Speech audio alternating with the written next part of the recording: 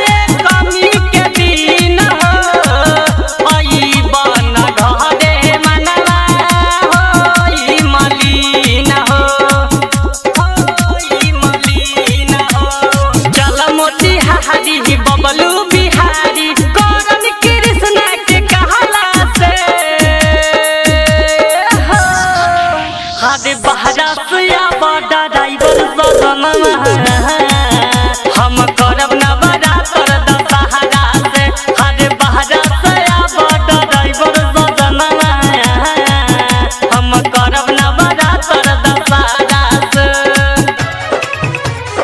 जइया रो बहाई ही कल धराई माई के होई जाए कहरा से जइया रो बहाई ही कल धराई माई के होई जाए कहरा से हो हरी बहरा से बड़ ड्राइवर सजनवा हम करब नवरात्र दशहरा से हस बहरा से बड़ ड्राइवर सजनवा हम करब नवरात्र दशहरा से।